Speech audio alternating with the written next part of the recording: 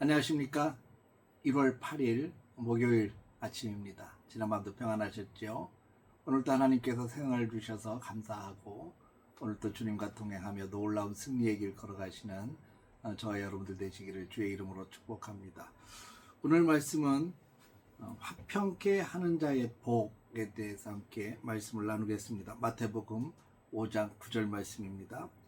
화평하게 하는 자는 복이 있나니 그들이 하나님의 아들이라 일컬음을 받을 것이며. 우리가 살아가고 있는 이 세상은 참 많은 갈등과 다툼 속에서 참 혼란스럽게 살아가고 있습니다. 국가 간의 전쟁과 갈등도 심하고 또 사회적 대립도 심각할 만큼 어렵습니다. 또 우리의 삶에 가장 가까운 가정이나 심지어 교회조차도 갈등과 고민 속에서 함께 살아가고 있는 모습들을 보게 됩니다. 끊임없이 분쟁이 이어지고 있습니다.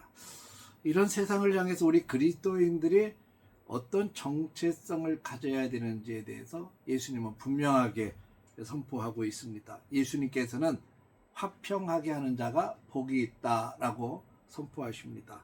오늘 이 아침 화평의 왕으로 오신 주님의 음성을 통해서 우리가 이 땅 위에서 어떻게 화평을 일구어 갈지 함께 묵상하고 기도하는 시간이 되어지길 바랍니다.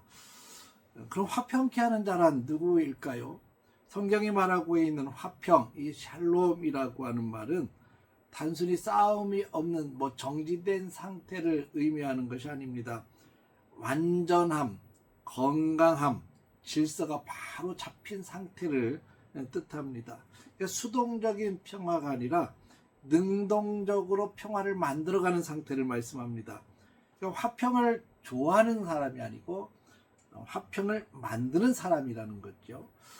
갈등이 생겼을 때 뒤로 물러나서 방관하는 자가 아니라 깨어진 관계를 회복시키기 위해서 적극적으로 뛰어들어서 발을 내딛는 사람을 화평을 만드는 사람이라고 말씀합니다.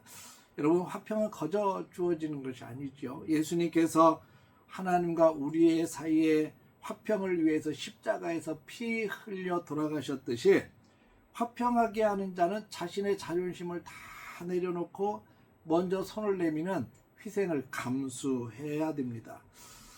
여러분, 왜 화평하는 자가 복이 있다고 주님이 말씀하셨을까요? 여러분, 화평은 십자가의 성품에서 나오는 겁니다. 화평은 우리의 성격에서 나오는 것이 아니에요. 화평은 예수님의 십자가에서 흘러나오는 성품입니다. 로마서 5장 1절 말씀에 그러므로 우리가 믿음으로 의롭다 하심을 받았으니 우리 주 예수 그리스도로 말미암아 하나님과 화평을 누리자라고 했습니다. 우리가 하나님과 원수 되었을 때 예수님께서 십자가로 그 관계를 회복시켜 주셨습니다. 예수님은 억울해도 참으셨고 모욕을 당해도 침묵하셨고 십자가 위에서 자기들을 향해서 침을 뱉고 모욕하고 고통을 주고 그렇게 힘들게 했던 그 사람들을 용서하며 기도하셨던 분이 예수님이십니다. 그 결과 하나님과 우리 사이에 막힌 담이 다 허물어졌고 화평을 이루게 하셨습니다. 그러므로 화평하게 하는 사람들은 예수님의 십자가를 닮아가는 사람들입니다.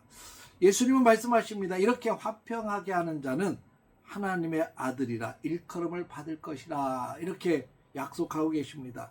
우리가 착한 일을 많이 해서 하나님의 자녀가 되는 것이 아닙니다. 그러나 하나님의 자녀는 반드시 아버지 하나님을 닮아가게 되어 있습니다.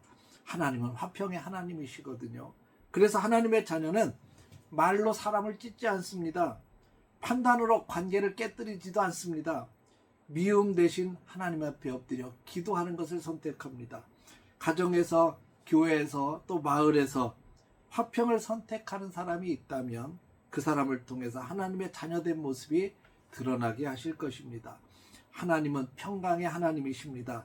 아들이 아버지를 닮듯 우리가 가는 곳마다 화평의 열매들이 맺힐 때 세상 사람들은 우리 안에서 하나님의 모습을 보게 될 것입니다. 아, 과연 저 사람은 하나님의 자녀이구나 라고 인정을 받게 되는 것이죠. 사도 바울은 고린도후서 5장에서 우리에게 화목하게 하는 직분을 주셨다라고 말합니다. 복음을 전하여 죄인된 인간을 하나님과 화목하게 하는 것, 그것이 하나님의 아들들이 수행해야 될 사명이고 과제라는 말씀입니다. 사랑하는 성도 여러분, 화평은 멀리 있는 큰일이 아닙니다. 오늘 내가 먼저 건네는 한마디 말, 오늘 내가 분노가 일어났을 때 그 분노를 삼키는 그 인내심, 또 내가 하나님 앞에 나와 나를 힘들게 하는 사람들을 위해서 함께 중보하며 기도하는 그 중보 기도, 이것이 이렇게 작은 것 하나하나 순종하며 나가는 것이 바로 화평의 시작입니다. 어떻게 화평하는 자가 될 것일까요? 우리 자신이 하나님과 먼저 화평하는 자가 되어야 됩니다. 하나님과의 관계가 회복되지 않는 사람은 다른 사람과의 관계를 회복시킬 수가 없습니다. 내 안에 하나님의 평강이 머물러 있을 때 우리는 다른 사람에게도 평강을 전할 수 있고 평화를 만드는 자가 될 수 있습니다. 결론적으로 오늘 우리 말씀을 우리 삶에 한번 적용을 시켜 보십시다. 우리는 오늘 만나는 사람들에게 어떤 영향력을 끼치시겠습니까? 비난과 험담 대신 격려와 칭찬의 말을 선택하십시오. 우리의 혀가 다툼의 불씨가 아닌 상처를 꿰매는 역할이 되게 하시길 바랍니다. 내가 옳다는 것을 증명하기보다는 관계를 회복하는 것에 우선순위를 두십시오. 그리고 아직 하나님을 알지 못해서 영적인 불안 속에 있는 이들에게 참된 평안이신 예수 그리스도를 전하는 귀한 하루가 되어지길 바랍니다. 오늘 하루 여러분이 머무는 일터, 여러분이 머무는 가정, 여러분이 일하는 일터, 우리가 살아가는 모든 삶의 영역 속에 여러분 때문에 더 따뜻해지고 평화가 만들어지고 화목해지고, 그래서 많은 사람들로부터 과연 하나님의 아들입니다 라고 인정받는 선한 영향력을 끼치는 축복의 하루가 되어지기를 주의 이름으로 축원합니다. 할렐루야. 기도하겠습니다. 화평의 하나님 아버지, 오늘도 우리를 화평하게 하는 자로 세워주셔서 감사합니다. 먼저 주님과 온전한 화평을 누리게 하여 주시고 그 평강으로 이 땅에 깨진 관계들을 회복시키는 하나님의 도구로 사용하여 주옵소서. 예수님의 이름으로 기도합니다. 아멘.